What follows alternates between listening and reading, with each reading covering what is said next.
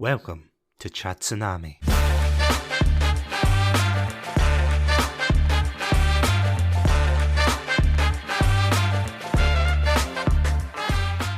Hello everybody and welcome back to another episode of Satsunami. I'm Satsunami and God only knows where I would be if I didn't have my co-host. It is the one and only Adam. Adam, welcome back. Oh, such sweet words to start. Well, I'm ready to Yes. join you in keeping the circle unbroken and rooting out the false shepherd. So let's do this. Yes, hashtag only. God, I feel so gatekeepy saying this. Even as a joke, I'm like, hashtag only true Bioshock Infinite fans will understand that reference. Only the true believers. only the true Comstock worshippers. So yeah, damn, I'm honestly surprised it's taken us this long to actually cover Bioshock Infinite. It's definitely, and I'm assuming this is fair to say, that it is like one of our favourite games. Yeah.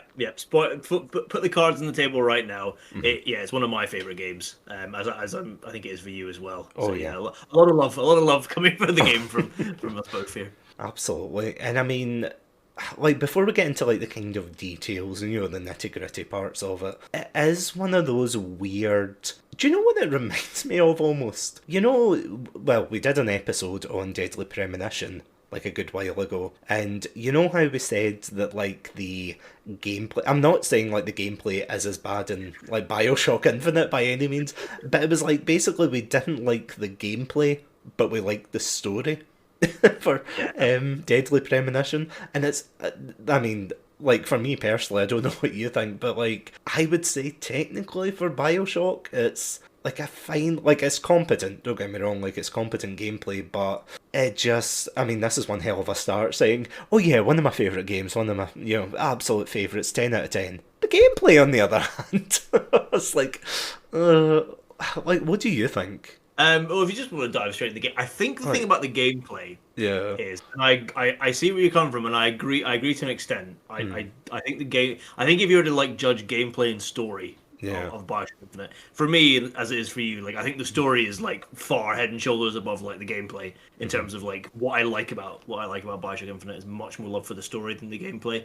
I think the gameplay is one of these things that you need to devote time to it, and you need to like understand all the different parts of it and actually like utilize them.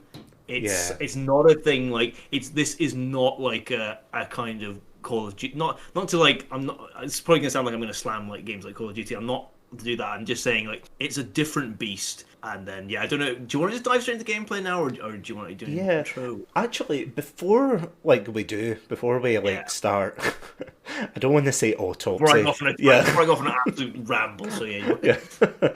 I was actually going to ask, like, if someone came up to you, right, and said, "Oh, I want to play Bioshock Infinite," like completely spoiler free and not like going into like in depth, like, how would you sell this game to someone?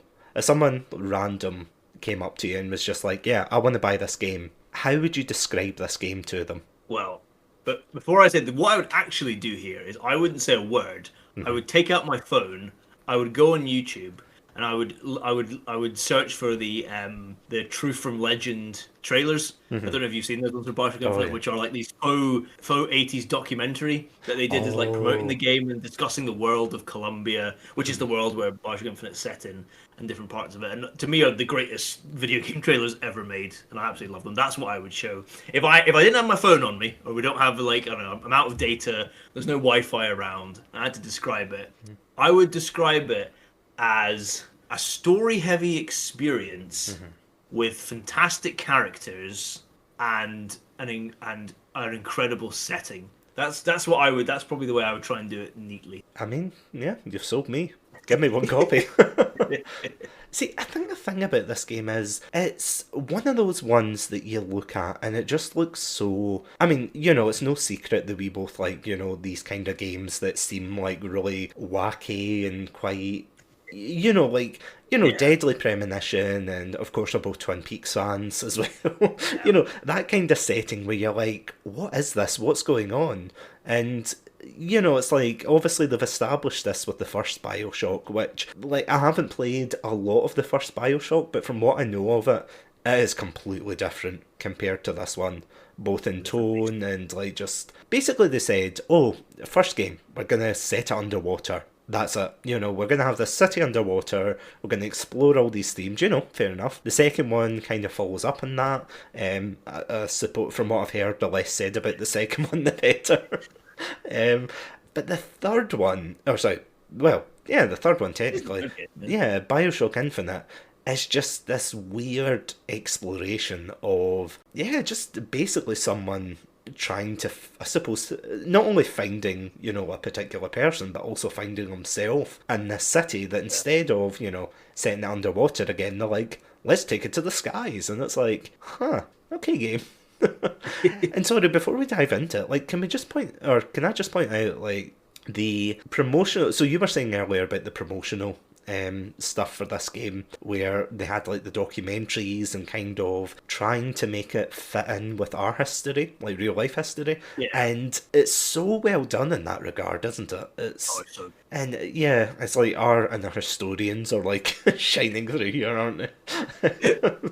And yeah, it's like there was another couple of trailers that they were like kind of, I don't want to say in game. I think they were more like pre-rendered, like cutscenes kind of thing, and they were a lot different compared to what came out in the end. They introduced the main heroine in this, Elizabeth. They introduce Booker, who is the gruff detective who's, there on a mission. And, they introduce some of the other bosses who, or not bosses, but some of the other creatures who turn out to have less of a role, or rather a less significant role compared to, what we end up with in the final game, which it is bizarre, but do you think that detracts from the overall game? I think it was a bit of a shock for some people who were really hyped by the promotional material and were expecting one thing, and it was a bit of a shock to then see the game was, as you say, not radically different, but it was different from what those earlier promotional material showed. So I think I think if you were to watch that like now before playing the game, you might be a bit like, oh, this is a bit different, and perhaps it will negatively affect how you find the game. But certainly it was at the time, like I think for a lot of people. Yeah, I think a lot of people were kind of caught off guard, but I have to admit though, even though people were caught off guard, it's not at the same levels of something like Watch Dogs, is it? Oh no, like well, I mean, I don't know. I think this game elicited far more like emotions on both sides. Yeah. Whether you liked it or you loved it or you hated it, than something like Watch Dogs did, where I think it wasn't universal, but it was a lot of like people just being like, oh, this is a bit lame. Like it was just disappointing. It wasn't like you couldn't raise your emotions that much about it. Oh no, maybe some people did, but. Just the one, like, I can't even remember, like the one, cosplayer for Watch Dogs just sitting there thinking, Watch Dogs 4's coming any day now. But yeah, on that, like, depressing side note.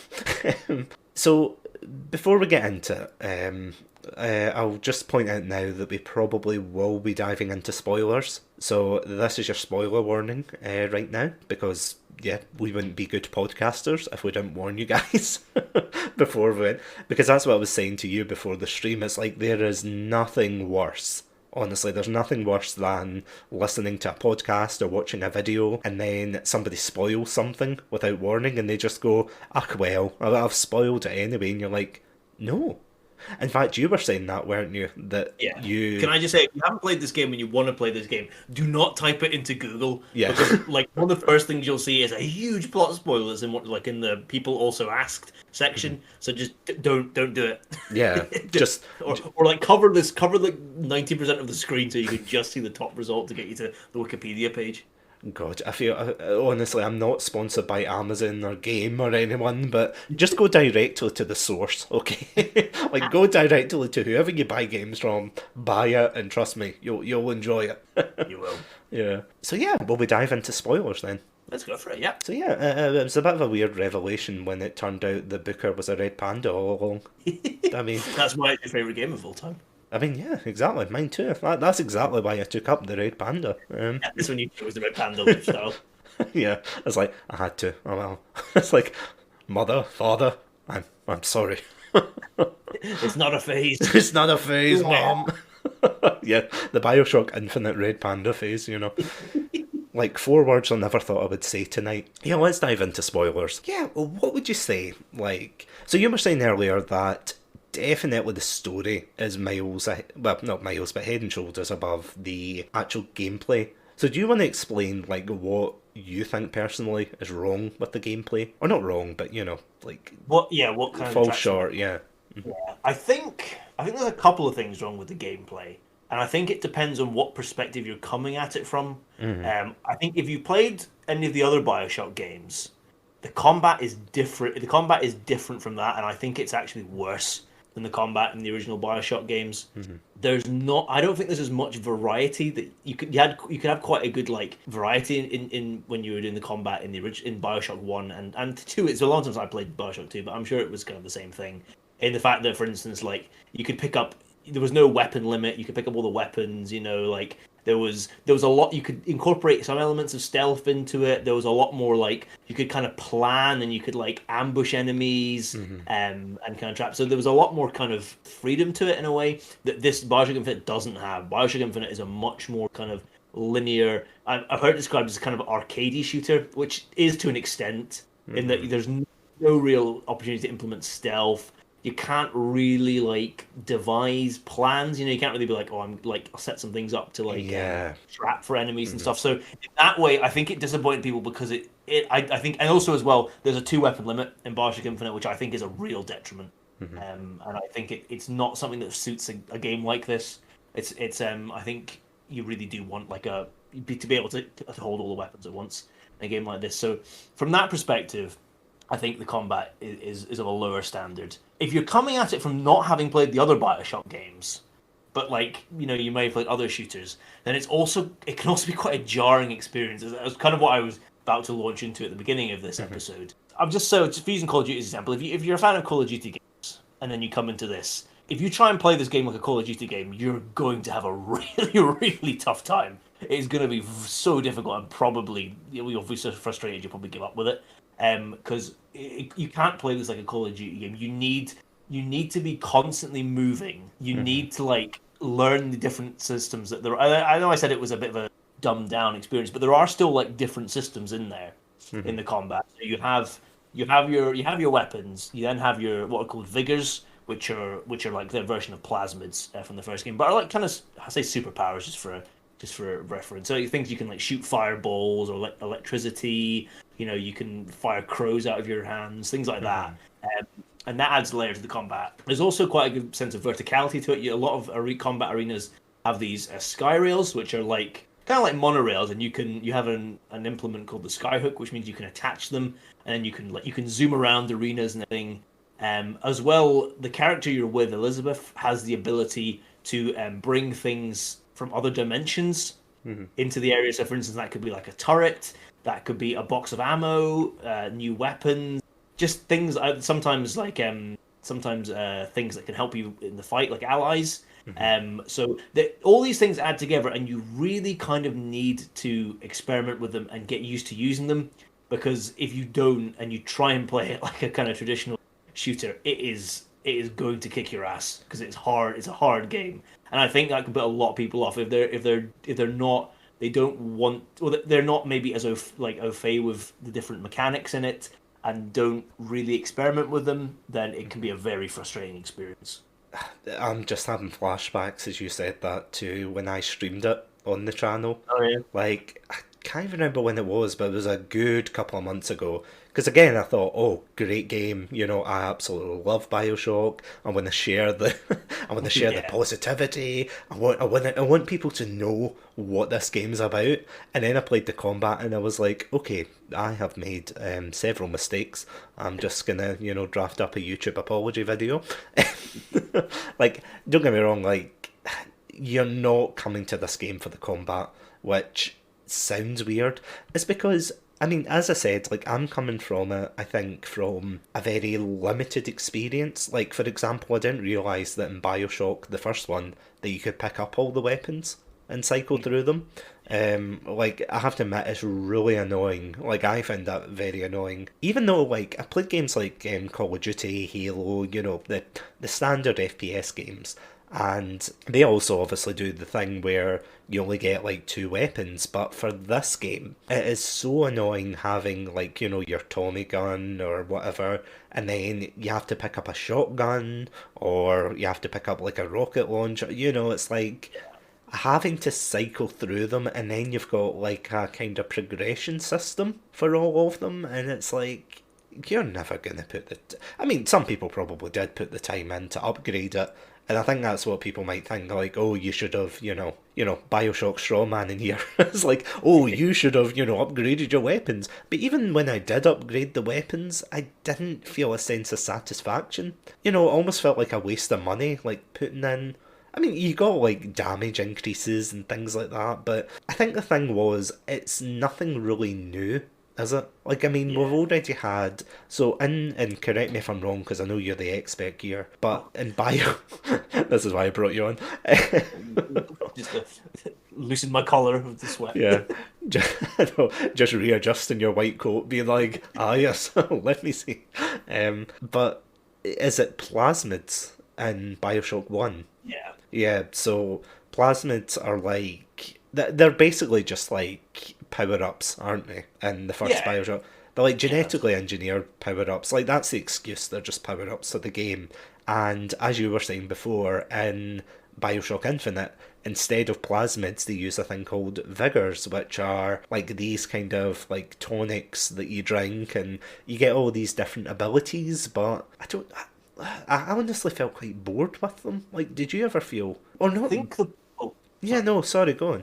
I think the problem with it is the good thing about the plasmids were they add, not only did they add variety to combat, but they were really deeply ingrained into the game itself. Like the plasmids were that not to like this is a mini. So I'm gonna give a mini spoiler for the first Bioshock here, but it's not really like a big one. It happens quite late in the game. You find out the plasmids are basically one of the reasons the city fell apart is because everybody started like drugging themselves up and they took too many of the and like they just lost all sense of themselves and they became these like horribly like mutated and deformed creatures that now kind of roam, what are called splicers that roam Bioshock. So it was such an ingrained part of the world and was such an important thing that like it really added to it. The vigors aren't as ingrained into Bioshock Infinite, and it almost feels like they were like, oh, we had plasmids in Bioshock, we need to have something similar in Yeah. Infinite. Let's have these vigors, and they are to an extent because it is quite cool. Like one of the first bits, like a kind of carnival, and like there's people like Yeah. promoting them and stuff, and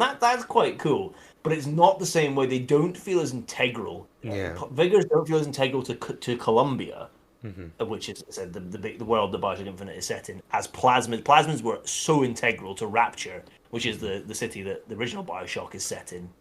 So I think that it almost just feels like a kind of like, oh, let's just put this in, and a copy paste job, rather than like let's build something that feels organic to the world and really adds to it. No, I am like totally on your side with this one. It does seem, and again, this is me coming from like this limited experience of like the first couple of games, but it does feel as if at the beginning you have like the carnival and everything, and they're selling it like snake oil.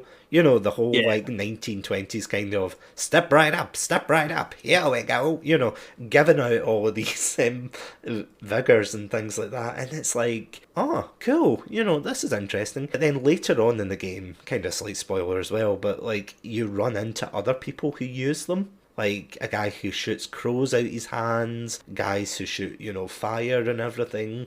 And it just gets repetitive. It almost feels as if, all right, these are enemy number one and two.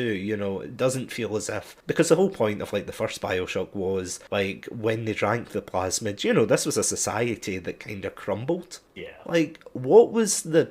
This is gonna sound so like nitpicky, but what was the like crowman's reasoning behind saying, ah, yes, I will have one of those tonics, please, the ones where I can fire crows and Yeah. materialize over there. You're like, that is very specific, sir. It's like, even from the 1920s, it's like, that is very specific for something you want. But I do agree, it does feel like a kind of copy and paste. But like before, it's like all doom, or it sounds like all doom and gloom, or we're kind of bashing the thing. I feel as if this is probably good. Like, it's like a good group therapy session, being like, okay, let's get this out the way. Let's get this. But I would say that that is probably the weakest part of this game, which usually if a game's like gameplay isn't as fun, you would think, oh, that means like Bioshock's a bad game then, or Bioshock Infinite's a bad game. And no, it's not, because this is one of the rare examples, and correct me if I'm wrong by the way, but it's one of the few examples where the gameplay doesn't exactly hold up to expectations, but my god, the story just, yeah, will we go into the story? Let's go into the story. Yeah, just like cleanse our palate of that. I mean, do you want to like describe how it starts? Okay, yeah. So, yeah. I mean, I think it has a great opening. So Oh, yeah. basically, if I forget any details here, please just jump in. Oh, absolutely. If I forget. So basically, the game opens. You're playing as this character called Booker DeWitt, who, as you've said, is a private detective. I think from Boston. I think Yeah. they always seem to be from Boston. Private Yeah. detectives.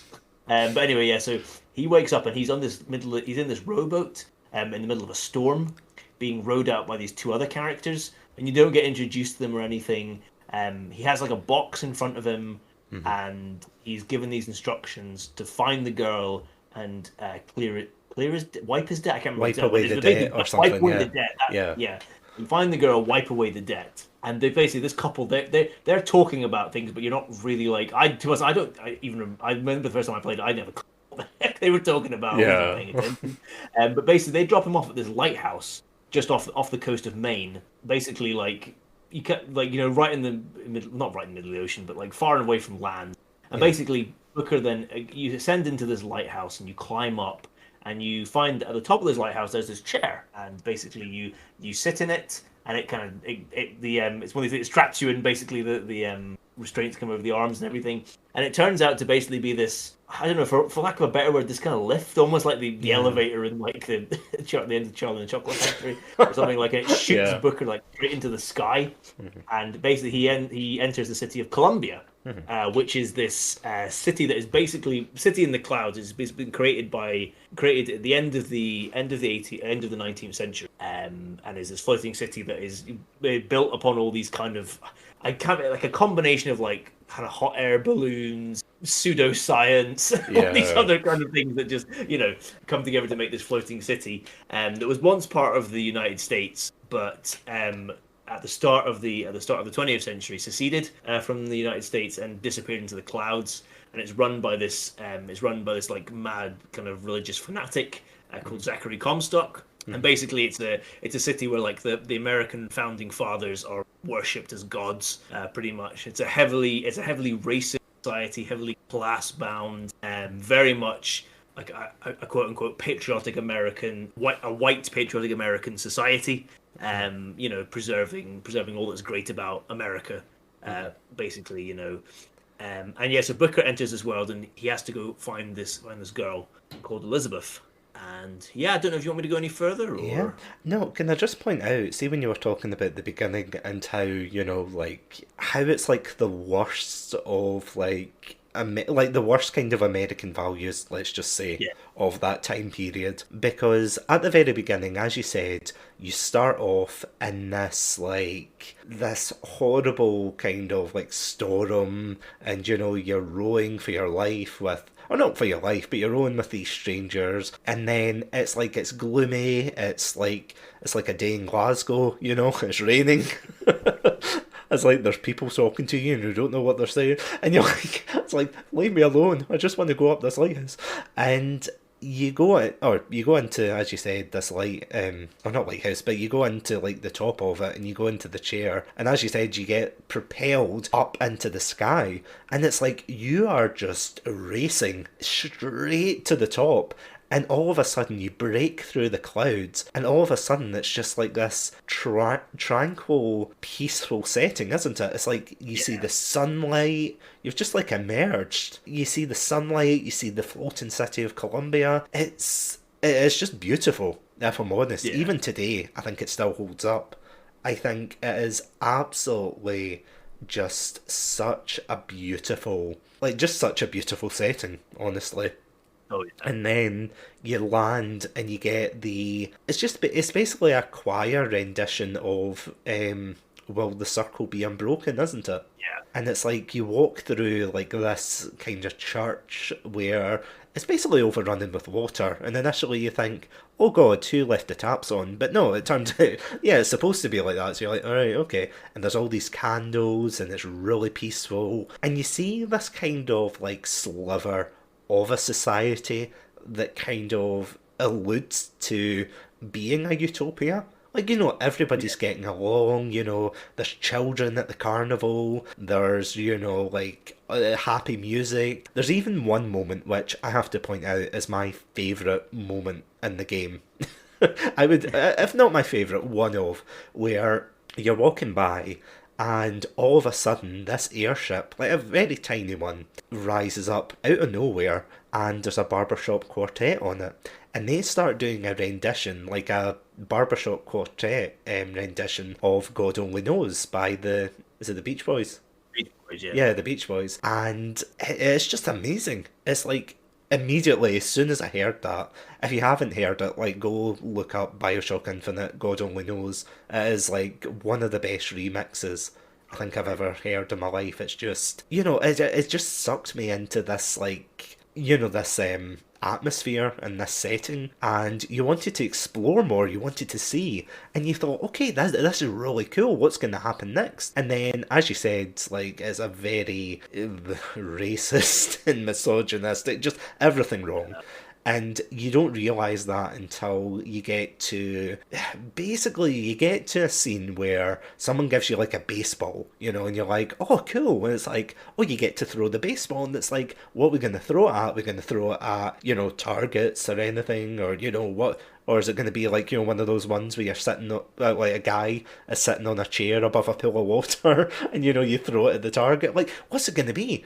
And then all of a sudden, this is when, like, my jaw dropped, and I was absolutely shocked, where they bring out, like, an interracial couple, like, just bound to these, like, stakes, and they're all, like, jeering at them, saying, oh, let's throw things at them and things like that, and it's just like, Jesus Christ, like, what did you feel? Like, I'm curious to hear, like, what you felt, It's a very shocking. It is a sorry to sorry, No, go for it, sorry.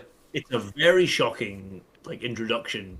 I think it's very effective on two levels because it's shocking for two reasons. Number one, as you say, is like is the subject matter. Yeah. That all of a sudden, it's maybe been hinted at a little, but you can tell there's something about this place. As you said, there's like these giant statues of like George Washington and Benjamin Franklin. I think Thomas Jefferson's the other one. Yeah. All holding different things like a sword and a key and a scroll. I think to show like the different values of Columbia. So there's something a little bit off. Yeah. But then, as you say, you reach that bit, and then like not only are the couple like are tied up and everything and jeering them, but there's like all this like horrifically racist imagery like around like all these like horribly stereotypical like monkey drawings and stuff like pop up around them and everything, or like representing images of that time and everything. And so that is a shock. Then afterwards, like so basically like not long after that, you get kind of apprehended by the police try to apprehend you. Yeah. And one of the police is holding, it has like that implement called the skyhook, which I mentioned earlier, which is like a spinning blade. It's almost like if you imagine the blades from Assassin's Creed, but rather than a blade, it has like a spinning like circular saw on it. Yeah, it's like a portable Beyblade, doesn't it? Yeah, that's it. That's a good reference for it. And then basically Booker jams the police officer's head into it, the skyhook thing. And it's an incredibly brutal scene. And so that's an shock as well, because this is a pretty brutal game in terms of the violence. It is quite unflinching. So like those two things are shocks, but I think it is effective at showing you like what Columbia is built upon, the values it's built upon, and kind of like the brutality that like sits underneath this like exterior of order and calm and and peace and everything like that. And I mean, I'm just thinking in terms of the way, like, after that, you just, you've seen like that imagery. You see, this guy get his neck snapped by this spinning Yeah. blade and everything, and you're like, oh Jesus, I've got to get out of here, and you have to jump away and escape. And I mean, you could really split this game up, couldn't you? Like plot wise, into like probably like a couple of sections. Like you've got the first half where you're looking for the girl, as it keeps getting referred to. Or when I say it, I mean like the mission that he's been put on. But you never really get told, do you? Yeah. You just get told like the ominous bring the girl to wipe away the debt, and it's like, Yeah. and again that brings you into the mystery, and you're just like, what's going on here? Who are these people? Why are they chasing me? It's like, please don't shoot me. One thing to point out just before we continue with the story, there is a tattoo on your character's hand. It's like two letters, AD. And when you get into the city, you see there's posters everywhere. So this is why you get caught by the police, because you've got this like huge AD at the back of your hand, and it's not because he ran out of money before he could get DC put in his other hand. Yeah, a little bit of music humour there, as I'm well known for. And yeah, it's like they've got posters everywhere that say like, this is the mark of the devil, isn't it? Or the mark of the beast, Yeah. something like The that. false shepherd. Yeah, the false shepherd. So that's why everyone's a bit wary of him, and they're like, yeah, let's take him down. So you're basically on the run for most of the game up until you get to, let's face it, one of the best characters in, if not the game, in gaming as a whole. Oh yeah. That, of course, being Elizabeth, who is the girl that you are supposed to find, and becomes both one of the most useful companions in the game, and she's just such a good character. Will we just talk about Elizabeth just now and just Yeah. get it out of the way? Yeah. Yeah, sorry, I'll hand it to you after my ramble there. No, well, I mean, I totally agree with you. Like, Elizabeth is a great character, and I think Booker DeWitt as well. Like the character you play as Oh, is, yeah. they're both such great characters, and they both have a great kind of chemistry and bond, and are like probably my favorite pair in a video game. Yeah, no, Elizabeth, she just is she's like a really kind of fully developed character in that, like, she has so much personality to her. When you first meet Elizabeth, she's basically been like locked in this giant statue, which is basically like, it looks like a monument when you first see it, but it's actually a prison for her, as she is termed the Lamb of Columbia, and basically the aim is to stop the false shepherd, i.e., you, from corrupting the Lamb, leading her astray. So she's basically been imprisoned in this prison in the middle of this statue. And as you enter the statue, you see that basically it's almost like a laboratory on the outside, and there's like the glass is like a two-way. Is that what you call it? A two-way thing where like, or is it a one-way thing where like, Oh, yeah. she can't see through it, but people can look in and like spy on her Yeah. and observe her and everything. And the whole apartment that she's living in has this system. So you really feel like it's like pity and empathy for her, to be like, her whole life has been in this, has been solitary in this kind of prison, and just being observed and not even knowing. And then like, but you realize how like smart she is as well, and she is capable. And I think the great thing about it as well, this could have so easily become like, the game could have become a elongated escort quest, as a real favorite of, quote unquote favorite of gamers, Yeah. the escort quest. But like, the thing is, you don't ever have to worry about Elizabeth. But she'll take care of herself, and she's actually a help to you in that she'll find ammo for weapons. As you said, like, she can materialize objects into the world to help you out. And she's just like, they just have such great like dialogue together, her and Booker, and you realize what complicated characters both are, and both have different motivations. And they Booker basically starts off by tricking her into like thinking he's taking her away without actually telling her that he's there to like collect it for somebody else to wipe away debts. And then that gets found out, and they come from these kind of diverging objectives to kind of converge together to try and survive, and discover more about Elizabeth and actually more about Booker as well. They just work so well together, the pairing. And there is a reason for that, but we will get to we will get to that. But yeah, it's like, as you said, when you said that, I think the infamous example I thought of was like Resident Evil or something like that. Yeah, Ashley Yeah. Resident Evil 4. Where it's just like, yeah, it's like she could have easily been like this stereotypical damsel in distress character, this always getting, because whenever she does get like kidnapped away, like, or she disappears from the game, it's like there's a valid reason for it. I mean, there's one part in the game where, so in the first Bioshock game, you had Big Daddies, which were like they were like just basically creatures in diving suits, weren't they? Yeah, yeah, Or just like big, almost like lobotomized men who've been yeah. like programmed for like one specific task.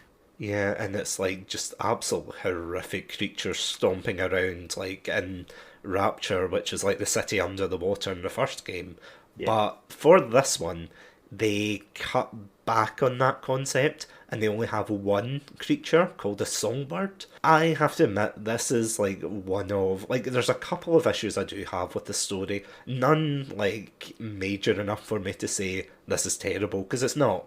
But like I feel as if they severely underutilized the songbird in this game. Like it appears like a handful of times, yeah, and it's like it doesn't have much of an impact. Like I think towards the end it kidnaps Elizabeth again, but that's about it. The rest of it's just like it appears, it breaks the ship, you fall, you go to the next set piece. It's like it's just there. It's not a very good guardian, that's what I'm saying. It's like he does a poor job. 2 out of 10 isn't a Big Daddy, so no, 2 out of 10. But yeah, it's like once you actually get to, talk with Elizabeth, and there's this whole back and forth because Booker, like as you were saying, he's like such a good character in the sense he's like this kind of world weary detective who's like fought in a war, and he just yeah, he just wants to like clear away his debt, whatever the debt may be, because we don't know like what his debt is. It's almost like in the first one with the certain phrase, which I won't repeat to avoid spoiling, but is like the phrase in that where it's like drilled into you that he is desperate to get this girl back to New York. And there's a whole back and forth that she's not overly naive, although she does like take objections to Booker suddenly, yeah, shooting people. yeah. But then obviously she has no choice because, yeah, it's like a kill or be killed situation. And she, up until a certain point, she doesn't really kill anyone herself. She's very much like just there to help you and kind of assist you by opening up what you were saying before, this power called like tears, isn't it? So she like rips open like tears in the fabric of reality. And yeah, that can bring in like things from other timelines, which initially it is cool. And it is like it's cool throughout the game, but it does get a bit confusing It gets storyline. overused. I think it gets. I think sorry. In No, no, terms of like the actual gameplay, I think it's fine there. I think in terms of the story, I think it gets the kind of big sort of like moments of tears are used. I think is a bit overused, to the detriment of the story. I would argue. I would agree with that, I have to say. Because, as I was saying, in the first part of the story, it's solely focused on you, finding Elizabeth. And then you do, and you come across this, like, I suppose, rebel group, I want to say, called the Vox Populi, who are just basically freedom fighters. It's like they're being persecuted and everything, and there's like a whole, like, honestly, like, kind of on a side tangent here, but there's like so many kind of audio logs that you can collect, and it basically explains why the Vox Populi are fighting, and it talks about their leader, their revolution, their plight. It's fantastic. And you see this group of like, the people who are clearly underarmed and everything. So they go to try and arm them, but then they realise the only guy who could have helped them is, well, no longer with us. So you think, okay, how are they going to get the arms now? To which Elizabeth, she clicks her fingers and she's like, I've got an idea. And then she like opens up a tear. Yeah, this is when things start to get screwy, isn't it? Yeah. Where they start dimension hopping, essentially. Yeah.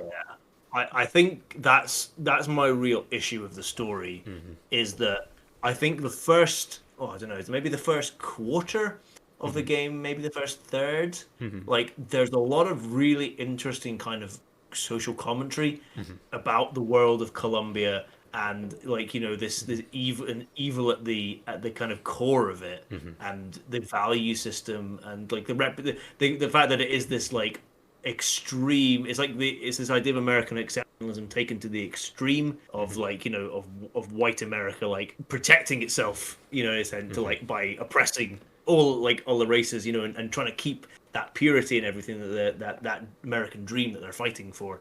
And there's a lot of interesting commentary there that, like, along with a lot of things, commentary on class and race and everything, that unfortunately gets kind of swept aside the minute the time travel is introduced, and the Yeah. game very much for like a large chunk of the middle part becomes very heavily focused on different dimensions and time travel, and it becomes a bit of a mess. And I think it's a real shame that the kind of that commentary is lost to a lot of Yeah. extent. It gets basically pushed to the back and doesn't really come back again, which is a shame. Which is something I think the original Bioshock was a real strength of it. And that throughout the whole of the game, basically, it was a kind of commentary on self-interest and like morality, and how far should people be held back from doing things, and a kind of ethical question like throughout the whole thing. It's just a shame that they didn't see fit to keep that kind of commentary aspect. Well, for me, maybe people disagree, but for me, that was the bit I found the most interesting. I really love the first part of the game so much because of that, and it's just a shame it gets lost. I totally agree with you, though. I have to admit, like, I remember when I streamed this game, like, as I said, it must have been months and months ago.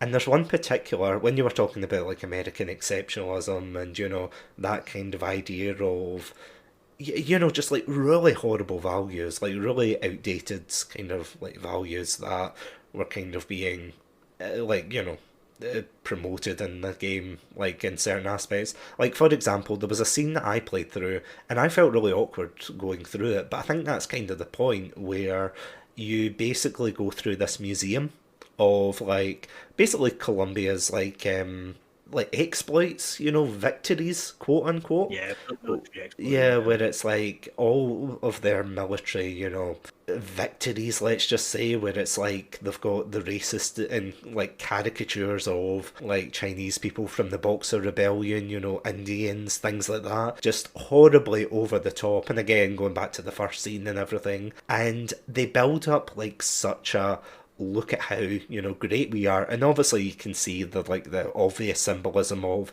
they are literally above everyone else. Yeah, And that's how they kind of view themselves. Like, Colombia views themselves, or the citizens view themselves as, these kind of chosen people, and, led by this Zachary Comstock, who, let's face it, is just a religious zealot. He's saying, this is what you should do, that's what you should do, while himself being this horrible, horrible man, and we will get to him.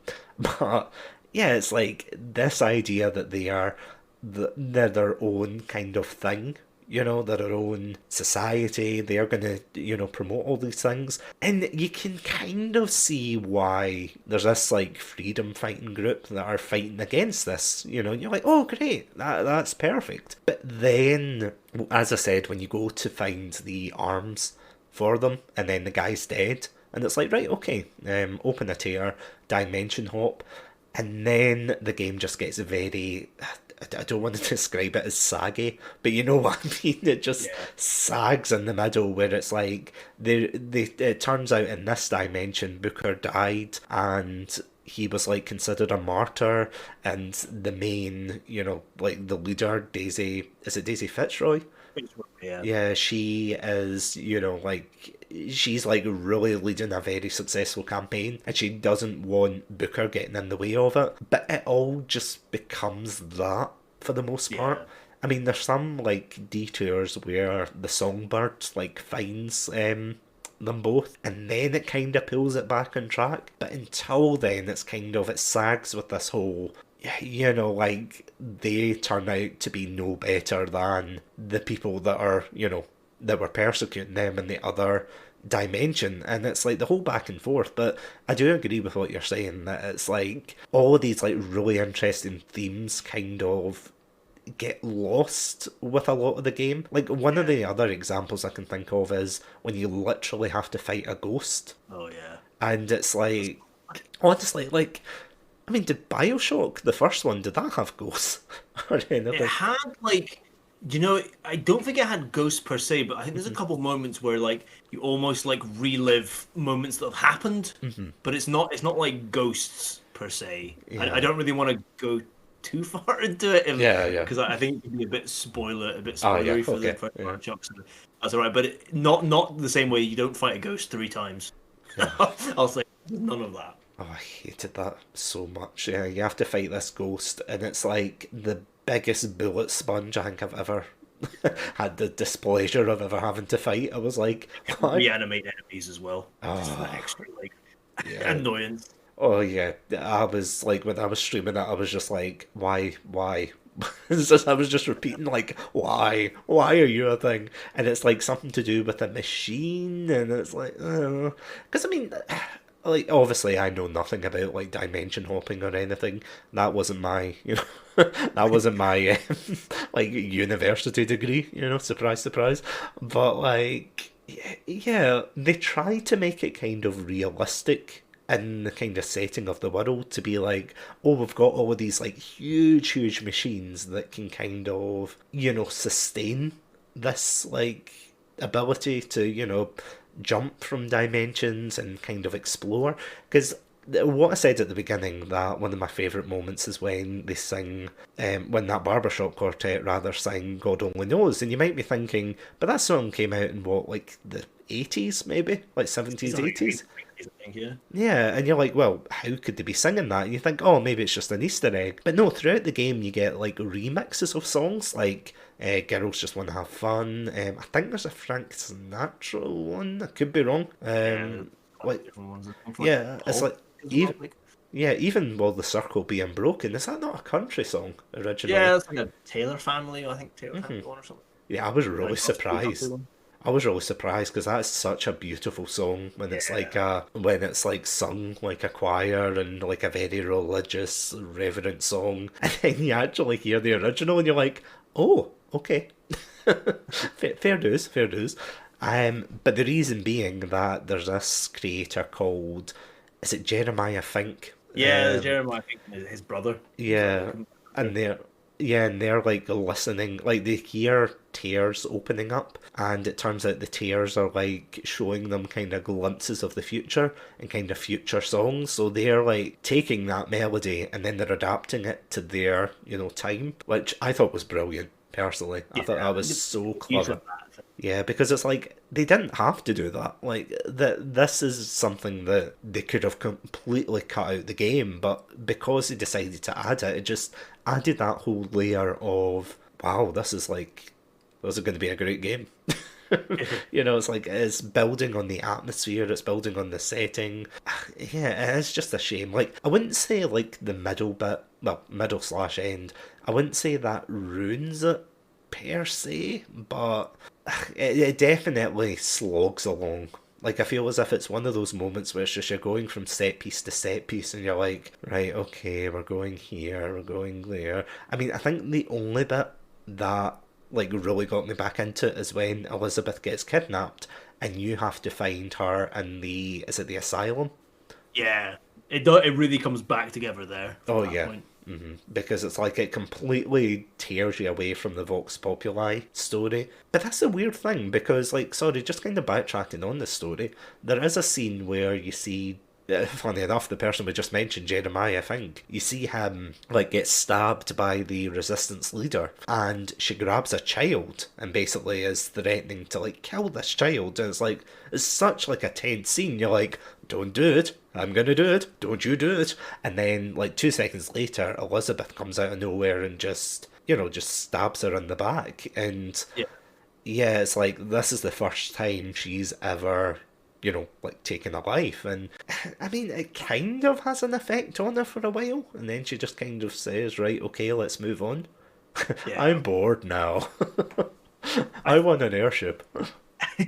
It's a real shame because I think there's definitely interesting stuff in the Vox Populi story, and I think there's an interesting comment to be made there Hmm. about because if you look through history, there are plenty of examples of people who have like gone who have started movements or whatever with noble intentions, you know, of freeing people and taking down autocratic regimes and Oh everything. yeah. Hmm. But these movements have morphed into things which are just as bad, or maybe you could argue even worse than Yeah. the things they've destroyed. If you look at things like the French and Russian revolutions, you Hmm. know, so there's an interesting story in there about that. But it's just a shame that it doesn't. That's not like the reason it happens is like the reason that the Vox Populi turn against you is because Daisy Fitzroy, their leader, like phones you up and basically says, "Oh yeah, the Booker in my world was died, you know, as a hero, and you're basically muddying the plot." And Yeah. that's the reason they come to kill you. It's not. It just feels like such a forced reason to have like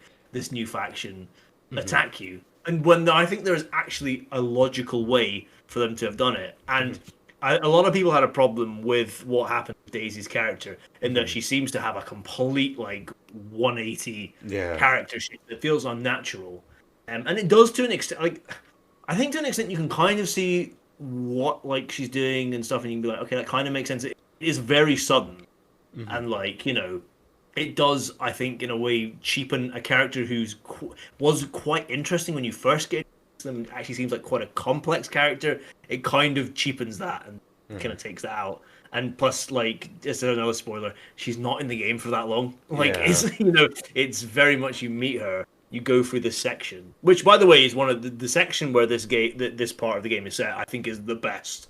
I would Hmm. say in the game, Finktown. I think Yeah. is such an incredible location, and probably one of my favorites in gaming. But like, she's in it for like that section of the game, and then as you say, Elizabeth kills her, and that's kind of it. Like, she's kind of referenced, and you find out a bit about her backstory Hmm. afterwards. But it's just a shame. It's a shame for like and it's the same with Jeremiah. Really interesting character when you meet him for the first bit, and he's also killed. Hmm. Daisy Fitzroy kills him before Elizabeth kills her, and he's just done away with, and you've just been like taken out of the story. I think like the main kind of injustice, I suppose, of like the game, it almost feels as if so basically when you're getting chased by the Colombian like the authorities really, the police, you're getting chased by guys in blue coats. But when you dimension hop and you go to where the Vox Populi are, like the head honchos, you're getting chased by people in red coats. And it's like, that's genuinely how it feels. Like, there's no differences. I mean, Yeah, technically, so this is the thing that kind of irked me slightly. There are technically differences, but they're like very aesthetic ones. So it's yeah, like instead of like just a normal gun, it's a gun that's been like wrapped in red tape, or it's like a makeshift gun, but it still operates the same as like a yeah. machine gun, and you're just like, there's no real, No ugh, good. like yeah, there's no real kind of substance there with it, and you're like, yeah, just it's just a shame. Like, obviously, I'm not expecting them to go like day and night, like reworking the combat system just for this part of the game. But I don't know. It felt a bit unnecessary. Like you're Yeah, like still. Oh, sorry. as you said, it's just. But I was just going to agree with you. It's just an aesthetic Yeah. change.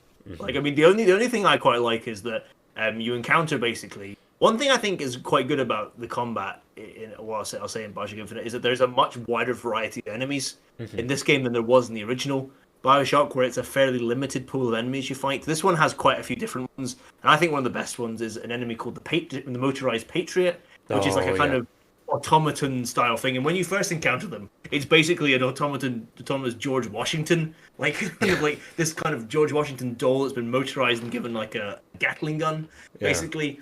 And it's a really cool enemy actually. I really like it. And one cool thing is when you enter the Vox Populi kind of timeline, that's been changed to it's no longer George Washington, it's Abraham Lincoln No, now. really. When Ah. when the Vox Populi have them, it's Abraham Lincoln dinner, which is actually a very clever kind of change and actually Ah. Yeah. good for the Mm. what makes sense for the story. I quite like that, but I totally agree. It's just aesthetic for the rest of it. Yeah. As you say, a bit of red on the guns. Yeah, and a bit of like overturned furniture in the halls, and you're like, oh, Yeah, great, this is yay, fun times. It's like, but yeah, as we were saying, it definitely picks up when you get to the asylum, which I don't quite know what the asylum actually was for. Is it for Elizabeth herself, or was it just like, I think that's what it starts off as, but yeah, I mean, will we jump into more spoilers here? Yeah, so I know we've gone into like a lot of spoilers, but this is probably the point where we're going to go into like deep dive into serious spoilers. So again, if you haven't played the game, like honestly, I would recommend it. Or if you don't want to play the game after our like rant about the system, like even watch like a playthrough or whatever on YouTube. Like genuinely, Watch that Konami's playthrough. yes. Well, no, don't watch that. No, I was like, did I do well in that? No, I died too many times. No, wait until we play it, and T posing. But until then, yeah, it's yeah, yeah. So we're gonna dive into spoilers. So yeah, well, let's go for it. So Okay, sorry. do you want to explain this, Adam? No, I'll let you explain it because I'm just having flashbacks to the only jump scare in the game, Oh god, it's a, where it's a good job. yeah, it's like when you go to the heart of the asylum and there's all these like creatures with like the horns on their heads and things. It's a really cool design, Yeah. but it's like you turn on the machine and then you turn round and then all of a sudden this like guy standing behind you and he just screams in your face and you're like, oh my god. I genuinely jumped on stream. I was just like, oh god. But yeah, sorry. Back to you. No, just so as a spoiler, basically, you don't realize it when it first happens, but you're kind of like you're chasing after Elizabeth, who's been kidnapped by the songbird, and you run into this bank of fog, and then like you're running through it, and then you appear at the other end. You appear at this like dilapidated building, and it's like snowing, and it's winter, and you enter it, and you see all these like basically people like who are wearing like Benjamin Franklin and George Washington masks and everything. And you kind of realize it's an asylum and almost like a re-education center. And what has happened is that actually you've gone forward, you've been taken forward in time. I think like it's about 60 or 70 years. 'Cause I think it's now in the 1980s. Yeah, you're right. That you're now ahead in time. So you don't realize at first, you find out at the end, but you crawl through the asylum looking for Elizabeth, and basically you encounter a much older Elizabeth, who is basically, and the basic story is that like in the real timeline, as Booker, like Booker was always killed by the songbird, so he was never able to rescue Elizabeth, who was basically like re-educated in this place by Comstock, and so she became like the heir to Columbia basically, and she's now what she's done is she's now like waged war on the on the world below, and you kind of escape where the city of Columbia is attacking New York City, and the city's on fire and everything. And you find out that like the old Elizabeth has like has like used her powers to bring you forward to basically save her, because she doesn't want this to be the future. And basically, then she puts you back into the moment where basically Elizabeth is being re-educated. It is quite a disturbing revelation when you come across her and you only see her outline, you don't really see her face or anything. Yeah. And then you get close to her and it's like, oh my god. It's like, what happened? And it's like, oh right, time travel. Whoops, sorry. It's It's like, interesting. Oh, sorry. oh sorry, no, I was just going to say, do you know what it reminds me of? Have you ever seen the film Hook? Oh yeah, You long know, time ago. Yeah. yeah, it's like at the very beginning where it's like Peter Pan goes back to to like take Wendy on the adventures, but she gets gradually older, and Yeah. then at one point he goes to visit her and she's just turned into Maggie Smith, and it's like, oh my god. It's a bit like that. It's like he goes round and no, it's not Maggie Smith, but it's like it's probably Maggie this, Smith, like, yeah, like the same age range essentially. But yeah, sorry, what were you gonna say there? Sorry. No, I was just gonna say like it's interesting from a game perspective as well, as that we're very as gamers we're very the idea of the challenge. Like no challenge is too great for no matter the odds. Your character will overcome. It's quite interesting to be told in the game to be always gonna die doing this, and it's an interesting idea. I always think for a game to be like, oh wow, like maybe it kind of takes that power fantasy away for a little bit. To be maybe like maybe there's something you can't do. Yeah. So I was thought interesting idea. It's quite interesting. Like, just what you said there, that theme of kind of almost inevitability, really. Yeah. Like, I was going to initially say it was like a theme of helplessness, but it goes beyond that, doesn't it? Like, Yeah. this idea that things are kind of set into motion and everything, and Fate, it's. isn't it? Yeah, exactly, it is. And it's like eventually, as you go through the story, and there's like kind of hints as to what's going on, But it's like obviously when you play through it the first time, you don't really pick up on it. Yeah. And then once you actually realise what's going on, you're like, oh my god, oh no, oh no, no, no, no, no, no, please don't. And then you're like, okay, here we go. And again, I'm gonna discuss, like, I know I've said this before, like, spoilers, but genuinely, like, the reason I think I'm saying that a lot is just because, and I think you probably feel the same way, but it's like just how well this story's written at points, and just more even how much like an impact it actually left. Like Yeah. overall. So it's like that's the reason I'm saying it. I'm not just saying it to be annoying and be like, oh, spoilers, but no, genuinely. But eventually you come face to face with Comstock, who is essentially the religious zealot that you've been like kind of chasing throughout the whole game. And then you find him, you grab him, and Booker just goes mad, doesn't he? He's like a very, and you'll probably appreciate the pun here, he's very fatherly. When he realises that Comstock has essentially been abusing Elizabeth by subjecting her to these like these experiments of torture, trying to push her power, limit it, and just basically prodding her with it's like at one stage when you actually rescue her in the real timeline, you see she's got like this massive needle, or it is a needle, isn't it, like stuck in her spine. Oh yeah, yeah. And it's just horrible. So she she's like trying to tell him to calm down, and he just basically drowns him in the baptism bath.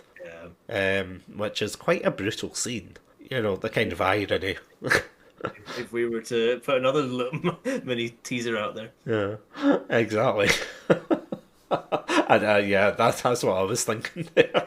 I'm glad we're on the same wavelength there. But yeah, what starts happening, and this is quite interesting, when he kills Comstock, his nose starts bleeding, and this is something that happened as well when he goes into the realm, or not the realm, but the dimension where the Vox Populi are popular. And I never picked up on it until like I, replayed it or got to the end and I was like, oh my god, that is, what a twist. But yeah, eventually, like, you have to fight off the Vox Populi like one last time, don't you? Yeah. And it's just like, I mean, it's not a great final fight. Like you It's have, very tricky. It's very difficult. yeah, it's like you have to fight them off in waves, and you get like the songbird to help you out because you've got like this, not a magic flute, but you've got a flute that I like, thought it'd be a flute, to be honest. yeah, to be honest, yeah, it's like, oh yeah, go over there and kill them, and then once you stop them, it ends up you command it to take out this like huge radio transmitter, isn't it?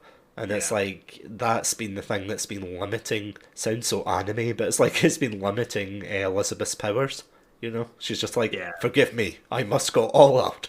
Just this once, and she's like, preparing herself just as the songbird goes out of control, and then yeah, it just like dive bombs at them, and she opens the tear and everything, and eventually, like you're like, where are we?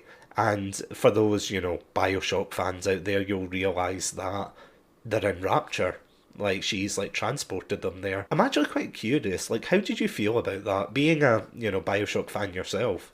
Like the first It time was, you. yeah. Sorry. Yeah. Sorry to cut you off there. I No. got too excited. Being a Yeah. Bioshock, I got too excited. No, it was really. I remember being like, "Oh, this is really cool." Yeah. Like when it first happened. Looking back at it now, do you know what? Like, my view has been slightly coloured by the DLC that came out after this. I think as a moment itself, it's okay. Like, I kind of. I mean, just to say a little bit about the DLC really try to link what happens in the first Bioshock game with what happens in Infinite, which I think to the detriment of both. Obviously, detriment more of Infinite, to be honest, by trying Yeah. to force the two together. As a kind of like moment like that by itself, it's fine, and like I actually think it's quite like a. I know you're not the biggest fan of the songbird. I actually found it quite a moving moment, because Oh yeah. that's when the songbird dies. Basically, the pressure like crushes him and stuff, and I actually found it quite a quite a moving moment. So in that sense, I actually kind of liked it, and it's limited, and I just wish that had been the only, the only link between the two games, to be honest. Yeah, it is I have to admit, I do agree with you in the sense that it is just such like a brutal moment where they're like so deep underwater, and of course the songbird is, obviously it flies around and everything, and suddenly it's like under the water, and the pressure just like it's a horrible scene, isn't it? Yeah, Where it's just it starts breaking it apart, and it's like Elizabeth's putting her hand on the glass, and it's putting his hand on the glass. It is a touching moment. it brings a Just tear to the eye. although the only thing I kind of laugh at is like a guy from Rapture going about his daily business, and he looks outside the window, and he just all of a sudden sees like this songbird floating by, going, "What the fuck? What is that?" It's like, it's like I've got to lay off the plasmids. I mean, jeez, on its atlas being like, I have an idea. But yeah, that of course eventually leads to basically really just the whole revelations, isn't it? Like, Yeah, of like where the story's going, because at the beginning you're told who is this who is this woman, that you're supposed to be, taking away? Who is, or sorry, what is the debt that we're supposed to be wiping away? Who are the twins and so forth? And honestly, to me, it was like a gutting moment when everything fell into place. And again, the final time I'll say spoilers, but yeah, it's revealed that Elizabeth is Booker's daughter, and it is at the end they reveal this, isn't it? yeah, it's right at the end. Right at the end, right? Okay. I wasn't sure if there was like a scene before that, because there's a lot of scenes that kind of allude to it. There's the lighthouse hopping bit like before that, where they keep keep running across, which is another like link to the first Bioshock, because that's how you enter Rapture through it. Like you enter Columbia. Yeah, and they're kind of running between lighthouses, which I think that bit was a little bit kind of like, what the hell is going on? Yeah. After that, as you say, we get the real big like reveals. And yeah, it's it's like leaving me speechless trying to like recall like what happens, because again you get that moment when you see like hundreds of or not hundreds but couple of like Bookers and Elizabeths just like running across like these floating platforms above the ocean into other lighthouses and things like that, and you're like, okay, this is a bit weird. And then it's revealed, as I said, that Elizabeth is Booker's daughter, and the reason is that at like the events just before the game starts, it's revealed that Booker. Well, it's told to you at the beginning that Booker was a soldier in the what war was it again? It's one of the what's called the Indian Wars. Oh right, At yeah, the battle of quote unquote Battle of Wounded Knee, yeah. which is a very infamous massacre of Native Americans by U.S. soldiers. And he just comes like back as a broken man, doesn't he? Like just completely emotionally fractured, and he's got his daughter is like the only thing kind of keeping him in this kind of, well, keeping him stable essentially. Yeah. And it's just such a shame because you see him just like, like I think he gives away his daughter. Like this couple come to him and say, oh, we can wipe away, your debts and things if you give us the girl. And what it turns out is, and this is where it kind of gets freaky, so apologies, but the reason is because, in fact, no, sorry. I'll skip ahead before, like, I explain that. He essentially gives his baby away to Zachary Comstock. It's revealed that Zachary Comstock is the one that wants the baby because he's basically becoming fertile with basically dealing with time hopping and things. It's terrible for you. Don't do it, kids. Don't do it. And he hands over the baby, and at the last minute he like changes his mind, and again that's like a really tragic scene where it's like he's running and he's trying to grab the baby, and they're like, no, don't grab the baby, as the like portal's closing, and the baby reaches out and its pinky gets sliced. And it's something we didn't really mention before, but throughout the game you see that Elizabeth's pinky is sliced, like at the top, like she's missing a part of it. And that, of course, is the revelation that Elizabeth is his daughter. And it's like, oh my god. So what eventually happens is you go through one of the lighthouses for the last time, and this is where I got absolutely emotionally gut punched by this game, where, yeah, you get taken to like a baptism, isn't it? Yeah. And this is where, like, all of a sudden, all these Elizabeths start coming out the woodwork. And, Booker's like, I don't understand. And I think that was many players probably being like, oh, I don't get this. And it's like, they basically explain that this was like the crossroads for Booker's life. In one timeline, Booker refused the baptism. He walked away from it and he just lived out his life. The other timeline is when he actually does get baptized, and shock twist, he got baptized and assumed the identity of Zachary Comstock. And that's when I was kind of like, oh my god, this game. And relating back to what I was saying about the nosebleeds, so every time Booker goes into like another dimension, where he's dead, he gets a nosebleed.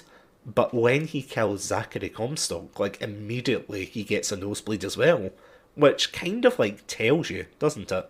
Yeah. It immediately kind of reveals that, oh my goodness, this is who we've been fighting. We've been fighting ourselves, essentially. Yeah. And that obviously explains why Comstock would want Booker's, daughter rather than adopting or whatever. And, well, technically it's a surprise adoption, but you know what I mean. And yeah, it's a brutal ending. Like, do you want to take on like the last bit? There's not really much left, but I mean, basically, it ends up with, so basically for the last part of the game, Booker's been trying to kill Comstock, but when he kills Comstock and realizes that doesn't change anything, he's like, right, I'm gonna go keep going back and keep killing him until I reach a point where I'll undo everything. I'll undo Columbia and the way Elizabeth was treated and everything.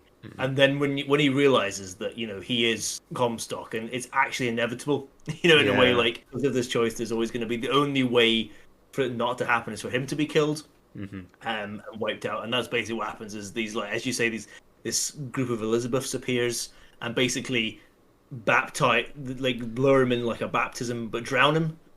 It's a baptism as a theme that it reappears several times throughout the game. But yeah, they basically kill him, and that wipes out Comstock, because there's no, Comstock can't exist from that point forward. And then it ends with Booker back in his kind of private detective office. So I guess in a way, like, by being like wiped out there, it's wiped out the Comstock side, but it means the Booker side can still exist and still happen. And he goes in and he's looking for his daughter. A lot of times it happens, Booker will get knocked out. He kind of wakes up in his, like, this dream version of his office, and he keeps calling for Anna, who's his daughter's name. And he keeps looking for her and he can't find her. And then, he does the last thing. He goes, Anna, and he opens the door and you see the cot there. I don't think you actually see if she's there. Paul? No, I don't. I think it's implied, though, that that she is there. Yeah. But because if there's no Comstock, then technically it means that there was no one, like, left to take away Elizabeth. Yeah. That is unless, it was just a dick and he gave... I don't want to be mean to him, but, unless he gave her away again. And it's like, he was willing to give her away once. So. Yeah, so yeah. He could have gave her away twice. But, it's like it's like a bittersweet, not a cliffhanger as such, but, it's like what could have been, moment, which I think is kind of nice. And, you're left with this rendition of, again, the Barbershop Quartet of... which, again, pulls at the heartstrings when it's, the lyrics being like, God only knows what I'd be without you kind of thing. And that's literally it. Like, Booker becomes this, like, Taken-style, like, mad father trying to get back, unwillingly or unknowingly, trying to get back his daughter. And because throughout the game he doesn't really remember, does he? Yeah. He just remembers that he has a daughter. But what happens is, characters we haven't really actually mentioned, you referred to them as the twins, and the Tessie twins, who are very important in the founding of Columbia. And basically, they were very important. It's very important in the founding of Columbia. like close to Comstock, but he tried to murder them. But what happened was they actually ended up kind of existing between dimensions, and they can kind of jump between dimensions, sort of like what Elizabeth can do. And basically what they do is they take Booker out of the timeline, like away from the dimension where obviously he gave away his daughter and everything, bring him to the dimension where Zachary Comstock exists to rescue Elizabeth, to try and, like, I guess in a way to like get their own kind of revenge. Yeah. I think it's both as a way to get revenge on Comstock, but to also like as a kind of penance for what their part, because they were very instrumental in taking Anna from Booker, so as a way of penance. And what they do is, as they kind of like, as you say, Booker's mind is so fractured after losing Anna that he starts to put things together in his own mind, and they talk about that. So remember, is bring the girl, wipe away the debt, which is what the Comstock and the Tessie twins told him when he gave away Anna. But in his fractured mind, he puts this together and makes his own reason for going to Columbia, to find this girl to wipe away his debt. So it's a very clever way of that, of like of explaining the kind of the mystery at the beginning of the game, where you don't really have any real context for what you're doing, why you're here, who you're looking for. Like, I don't want to say a beautiful ending, but it's like such a kind of bittersweet feeling. It's one of the only games, like, between that and, ironically enough, Deadly Premonition, where it's like I've put down the controller and just thought, wow, this is by far one of my favourite games of all time, almost. And that is the weird thing, because again, we spent like a good couple of minutes talking about how the combat wasn't that great, how there's certain elements in the story that kind of don't work or kind of like slog along, but at the same time, it's like, wow, it's like, it's left such an impression that obviously we're here today to be like, yeah, go play it. I can still vividly remember that exact same emotion that you described, of like finishing the game and just being like, wow, and it still sticks with me now. But I remember those first days, assuming my thoughts, and I was like, my God, this is like one of the greatest things I've ever played. And I found it absolutely. I love the it just works on so many levels for me, and I love the idea of that, like, there are moments in your life, that are like, for whatever reason, are important, positively, negatively. And there's a chance that you can diverge into two like very different people. That idea, to me, I really like the idea, and it really fits in with the game's themes about choice and fate. And like, can we do anything like that? The songs that we're talking about, like one of the big songs is "Will the Circle Be Unbroken?" Is like, can you change? Can you change fate? Like, is everything are these things set in stone, or like what kind of agency do we have to deal with it? And just as you said, the bittersweet feeling of it, because you grow so attached to. Well, I certainly did, and I think you did as well. You're attached to Elizabeth as a character, and really bond with her, and like, you want to see a happy ending for her. But the real sadness of the ending is, that with wiping out the Comstock timeline, Elizabeth can never exist. Like, okay, like Anna, she's still Anna, so Anna's still there, but the Elizabeth that grown to know, and you've grown attached to and bonded with throughout this game can't exist anymore because of that. And it's a real gut punch. I think you described it as a gut punch, and it is. The ending is a gut punch, but in the best way. A really great gut punch that stays with you and leaves an impression. See, I was thinking that when you were saying, like, you can no longer have, or this version of Elizabeth can no longer exist, and you're completely right. Up until they announced the DLC. And I mean, do you want to go over the DLC like quickly? Briefly say, it's called Burial at Sea. It's in 2 parts, and basically it takes place in Rapture, which is the location of the first game. The first part you play as Booker again, who's like become a private detective in Rapture. And are we doing spoilers for the DLC? Or? Yeah, go for spoilers. Okay. Yeah, because I mean, we spoiled the main game. No, sorry, I was just going to say, we spoiled the main game. So. Right, there's spoilers for DLC here. It turns out that actually this is Comstock, this is a version of Comstock, not Booker, who I think something happened where Anna was killed in the escape, the tear closed, and he kind of like forsakes Columbia and goes to Rapture.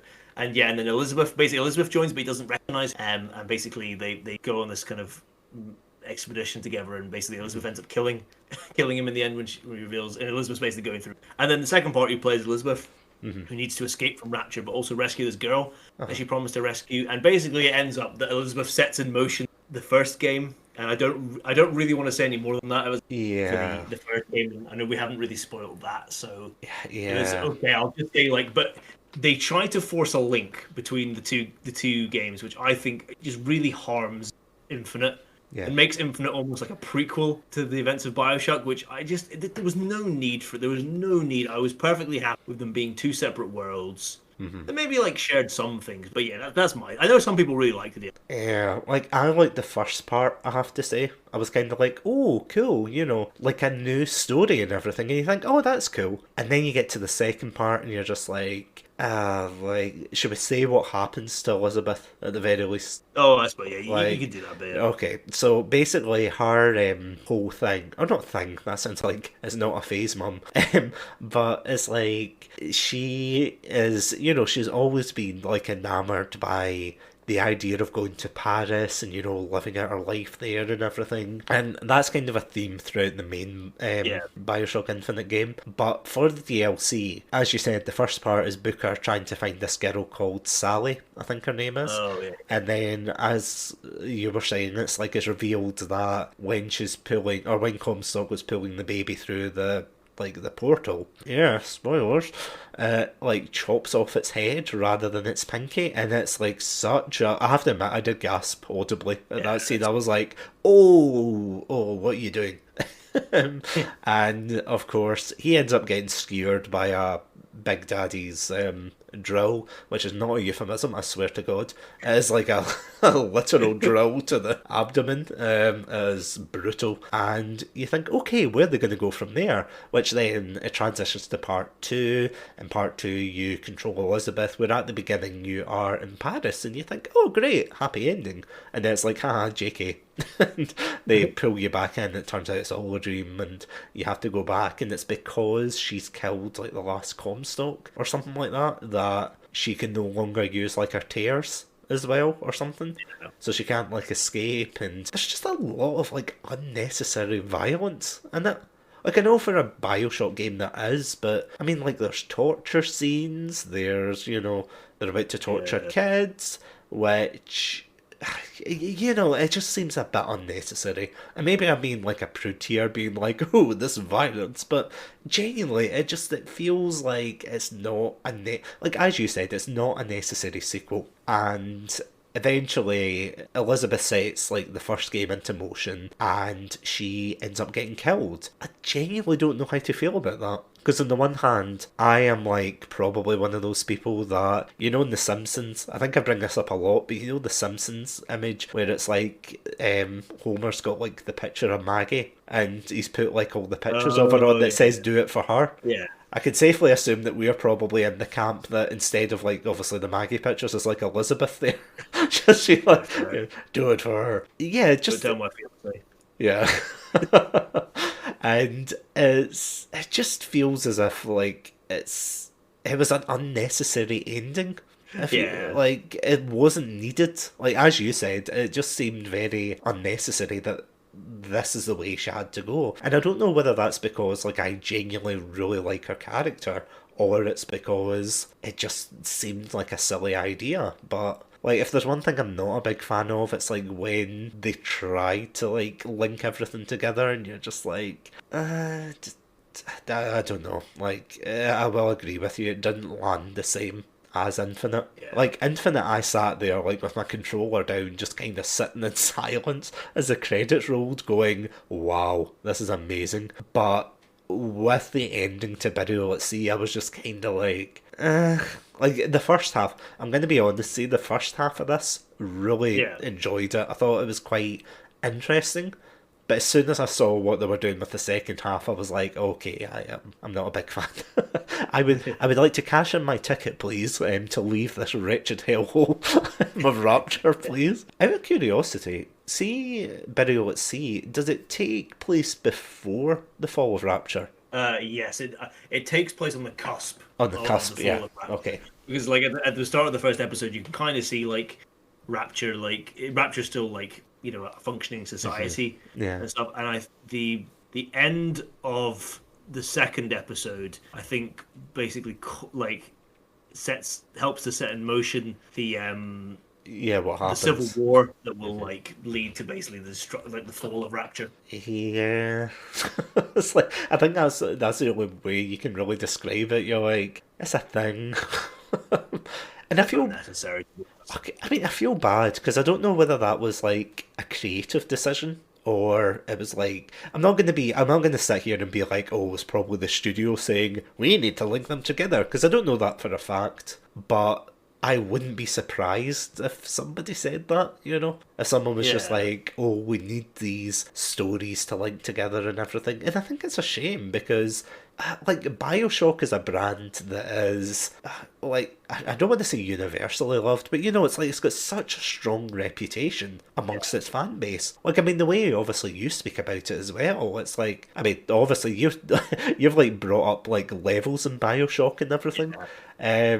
You know, like saying how well it's done, how the atmosphere's done, and it's just seeing this game kind of try to do the same things, but like at half-mast. It's So for me, yeah, it just doesn't fit. It doesn't land, and it's really just it's it doesn't. I don't think it's that much of a detriment to Bioshock, to be honest. But it's really like it really harmed the story of Bioshock Infinite by yeah, making it this like almost jumped up prequel, yeah. to the thing. It's like there was no. It almost makes me wish that this game Bioshock Infinite had been like I don't know like there's some. I heard actually somebody say a good name, Columbia Paradox, Or the Columbia Paradox. which if it had been called that, there'd be no way they could have linked these games. Yeah, They could have stood on their own, which they're far better in. yeah, that sounds about right. Like at the end, they establish that the Comstock kind of timeline is just like severed, and that's it. Comstock's dead. But so I was thinking that scene from Twin Peaks where he's like, "You're dead." It's like he's just there for no reason. But yeah, for some reason, Comstock's there, and you know, oh, we gotta have a sequel, and you know, Elizabeth's now like this, you know, 1930s femme fatale who's, you know, although I did think that was pretty cool in the promotion where she clicks her fingers to light a cigarette. I have to Yeah, admit, that was pretty cool. That was pretty awesome. But, I mean, I do like her design as well and everything, but at the same time, it's like, yeah, just a huge paradox of why this happened. Like, there was no reason why this should happen. There was no yeah. reason why she was suddenly the last Elizabeth in all of this. And I don't know, it's just, it seemed, as we said, it seemed a bit unnecessary. But you know, like closing off on like a happy note, like overall, what would you say are your kind of closing thoughts about Bioshock Infinite as a whole? I just love this game. I really love it. Like it's one of these games that it's made an imprint on. And I've seen it described as iconic but flawed, and I think that is a great description for it. For me, like there are flaws in the game, and God knows we've talked, but the game just made me feel things and just drew me in so much and made me care about these characters. And I don't really mind that like the middle of the story kind of sags and is a bit aimless and everything because I can remember how I felt when I started the game and I remember the warmth I have. I have an absolute love for it. I think it's amazing. Yeah, no, I'm in the same boat. I am totally in agreement there, and I know I say it a lot, but genuinely, it is like a lot of the things I have to admit. A lot of the games that I like do have like terrible flaws. I mean, see Deadly Premonition, where that's got like a lot of combat where it's just like, what is going on here? But because of the kind of wacky story and things, it holds it together. And I feel as if that's the same with Bioshock, that it dives into so many themes and just it goes beyond what is necessary. Like this could have Yeah, easily been a game that, oh, you have to find the girl, you know, shoot your way through. Oh, it's gonna be, you know, oh, the bad guys versus the good guys. But they went that one step extra and they decided this is how we're gonna frame our characters. This is what we're gonna do, and it's just really well handled. And I think yeah. it's awesome. It's a good entry to the series, I would say. As we said, like it's a shame about the DLC and everything, but you know what? Every series, like everything, it's like everything we love has flaws. I think that's the takeaway from it. And yeah, if you haven't checked out Bioshock Infinite, seriously, go do it. It is awesome. It's such a good, yeah, it's such a good series. Or not a good series, but a good standalone game. And if It's you a want great to, series. Oh yeah, well, Okay. true. And that's probably a game series that we might try and do for T-posing, isn't it? Well, I hope so. Yeah. Fun fact: I haven't played like a Bioshock game like from start to finish, except for this one, obviously, because we just talked about it. But like, I haven't played the original or the second one, which is I don't know. Like, I'm really excited to play it, and especially with you because I know you're a aficionado with us. I'm very excited to explore Rapture with you. I can't wait. Really excited for that. Thank you all, as always, so much for joining in and, yeah, just tuning in for another episode of Chatsunami, of course. If you want to catch more of my content, you can catch me on Twitter, Instagram, TikTok, YouTube, and of course Twitch under the name Satsunami42. Under the name, again, Satsunami42. What a twist. A twist worthy of Bioshock Infinite. If you want to catch more of the podcast as well, you can catch us on Anchor, Spotify, Castbox, and all good podcast distributors. Just type the name Chatsunami and we will pop up. We are also on YouTube as well under the name Satsunami42 again. And yeah, we do this podcast every Wednesday at 7:30 p.m. BST. So yeah, if you want to pop in live, feel free to pop in because the more the merrier, really, isn't it? And yeah, if you want to see us play through some fantastic games, I want to say. Fantastic in their own ways, many times. Yes, such as the Depressed Dad Simulator with Heavy Rain, the mischief we get up to in Breath of the Wild, that was it. You, me, and Green Shield have started a Let's Play series as well. That's over on YouTube under the name Satsunami42, so if you want to check that out as well, yeah, feel free. I must say, it's coming along nicely. Many hijinks have been had already. Yes, hijinks have been ensued and it is glorious. So go check it out. Until then, stay safe, stay awesome. Most importantly, stay hydrated. And if somebody promises to wipe away your debt by finding a girl, don't do it. Just stay at home. Stay safe, stay distant. Don't do it. Bye guys. Bye.